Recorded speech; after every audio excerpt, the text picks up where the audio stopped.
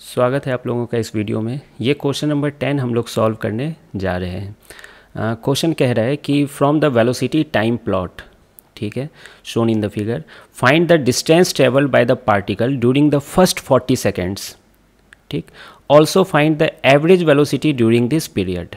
बहुत अच्छा।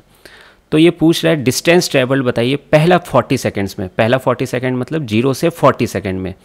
अब आप ग्राफ यहाँ देखिए, क्या ग्राफ कहना चाह रहा है कि पहले वेलोसिटी 0 से 5 में बढ़ी है, ठीक है, फिर 5 से 0 हुई है, घटी है, लेकिन डायरेक्शन अभी भी पॉजिटिव है, मतलब वो पॉजिटिव एक्स एक्सिस की तरफ ही लेट से जा रहा है। फिर उसके बाद वेलोसिटी निगेटिव हो गई 20 सेकेंड के बाद, यानी बॉडी रेस्ट पे आई थी और फिर वो मुड़ के वापस आई है, ठीक है।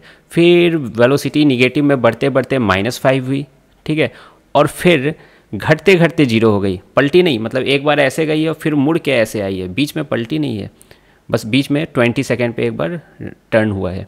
तो ये मतलब समझ में आ रहा होगा कि यहाँ हो क्या रहा है, कार कैसे चल रही है, अगर आप कार या पार्टिकल जो भी बोलो, ठीक। फिर क्वेश्चन है कि पूछा गया डिस्टेंस ट्रेवल्ड और दिया गया वेलोसिटी टाइम ग्राफ। तो आप कहोगे कि सर वेलोसिटी टाइम ग्राफ का एरिया तो डिस्प्लेसमेंट देता है, डिस्टेंस तो देता नहीं है। और अगर आप ऐसा कह रहे हो तो एकदम सही कह रहे हो, ठीक है।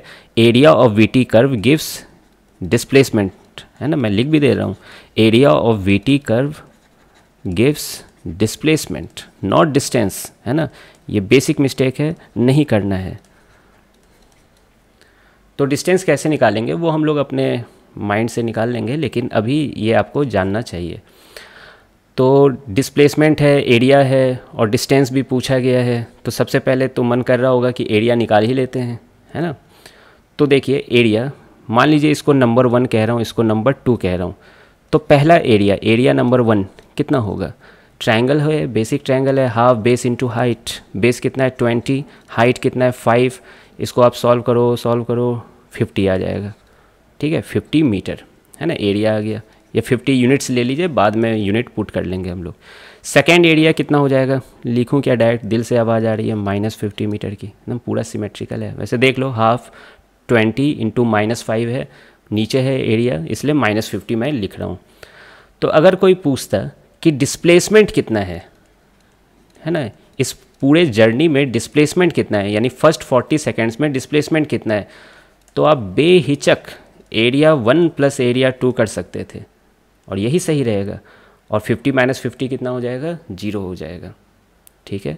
लेकिन यहाँ पर पूछा क्या गया है, पूछा तो गया है डिस्टेंस। तो देखते हैं डिस्टेंस कैसे निकालेंगे। डिस्टेंस क्या होता है, लेंथ ऑफ पाथ कवर्ड। तो मैंने शुरू में बताई कि यहाँ पर कैसे कार चली है। तो आपने सुना होगा कि पहले वो 0 से शुरू की वेलोसिटी, यानी रेस्ट से थी, फिर वो आगे गई 20 सेकेंड पे जाके फिर वो रुक गई है ना, बीच में बहुत कुछ हुआ लेकिन वो रुक गई फाइनली, फिर वो मुड़ी है, वेलोसिटी निगेटिव हुई है, यानी वो पहले आगे गई फिर मुड़ी है, फिर ये वापस है ना रेस्ट पे आ गई है, ठीक है। तो डिस्टेंस तो इसे पूरा कहेंगे, length of path covered distance कहलाएगा।